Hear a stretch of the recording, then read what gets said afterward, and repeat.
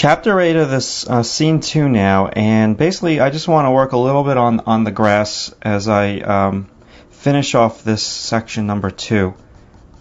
And I could stagger. Yeah, we spoke about on the 3-value study and the all-value study that I was going to go with that perspective line, but what I'm going to do, if you got to give yourself different pencil strokes now than what you were using when you were doing the leaves. These are going to be a little bit longer.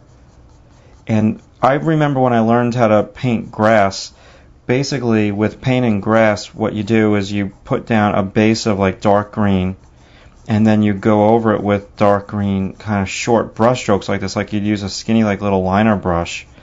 And then you would eventually continually keep going over the grass with more brush strokes and lighten up and lighten up and lighten up. So I'm doing the same identical thing that I did with the trees. I'm putting down a base of like these brush strokes, and what the scene isn't like long enough to have like major changes in contrast and stuff like that. And I'm only going to work on this section right now just because it's all the way furthest to the left, and I don't want to work on the midground because I'll smudge it.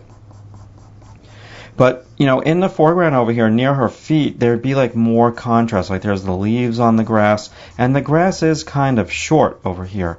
And, I could make it longer if I wanted to. There's a lot of different things that I can do with the grass.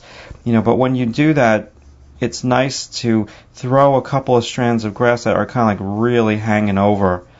Like they've been kind of like trampled on by a lot of people walking on them. So the first rule of thumb, like when you're doing the grass, is to put down your base of these strokes. And if you're painting it, even if you're doing it like in Photoshop and you're painting it in Photoshop, you would first put down a base of like your green, a little bit darker than what the grass is, and then you would continually do like the lighter strokes.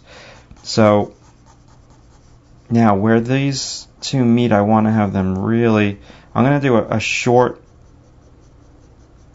soft edge, a shorter stroke, and I want to make this a little bit darker.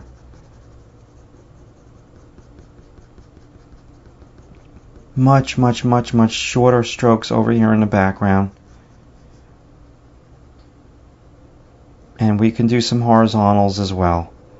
Minimal with the horizontals is just in strategic location. So pretty much I'm looking at the grass and it's pretty light green, and then you get like these little weed things, different types of grass. It's going to be like a little bit darker. And when you do and you can even though this is a tough sell for me, I don't know which way I want to go with this, but I'm pulling from the perspective kind of going back that way. And let me zoom in just a little bit more for you.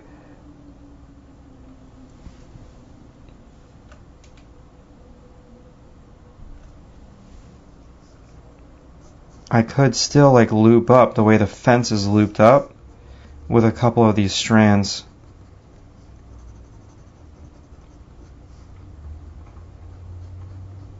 Okay, so just really making this, first do your soft and now do your hard strands of grass, hard edges. You can still do zigzaggy strokes, kind of like that. If there's a little section of clover, all different weeds growing in this type of wild grass.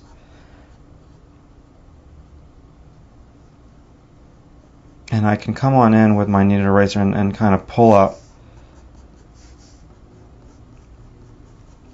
This, I gotta admit, will take a very long time if I want it to come out the way that I think I want it to come out.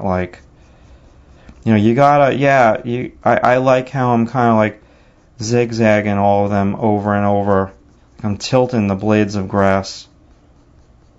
And there's rhythms. It'll give your drawing some rhythm rather than them all looking so antiseptic, just going straight up and down. It's almost like the hair tutorial that I taught you guys how to draw hair. I said if you just do all of your pencil strokes with one direction, just with wavy direction, and everything is combed nice, it almost looks too perfect. It almost looks fake.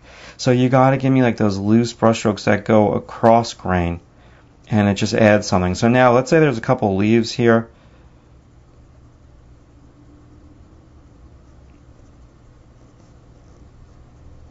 I just do some of this for now, just to block. I don't know how I'm going to handle this cast shadow.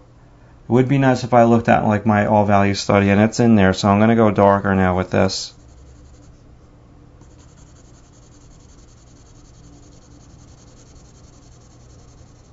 I don't want to commit too much. And remember what I said, I wasn't going to go too dark. I wasn't going to match the value because it is very dark. But if I remember correctly what I said there has to be a shadow here in order to have light. And if you don't have the shadow, then this light on her dress is not going to be as pronounced. So you have a couple of higher blades of grass, stray ones kind of coming out of that shadow. And that is a place, just like the leaves touching the sky, that is a place where you really describe to the viewer what the texture is. Now you don't want to overkill it, and you can have some just like drooping over. And as soon as I do that, like little section, hopefully you can see that. As soon as I do it, it starts to immediately look different than the trees. So first put the base down. I don't want to do too much in the ways of like all the little blades of grass that are dead and that are just laying sideways. I just want to continue with this very simple straight up and down for now.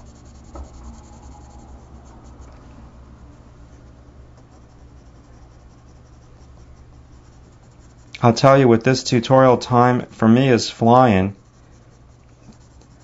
because I love doing landscape stuff. It's kind of a little bit easier for me. It's more intuitive. I've been doing it my entire life. Yeah, I've been doing figure drawing my entire life, but I've been doing landscapes way longer. And I did a lot of landscapes with paint, and so it's a whole different thing than like the figure drawing. Figure drawing, you gotta just think a little bit more. This is kind of easy. You don't have to think as much.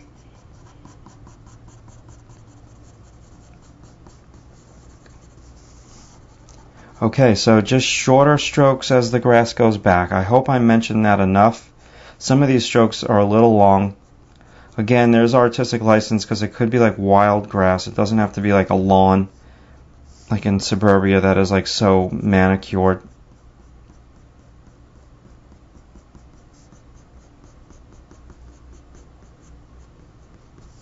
And I definitely need to get into some of these like leaves, catching like a lot of light.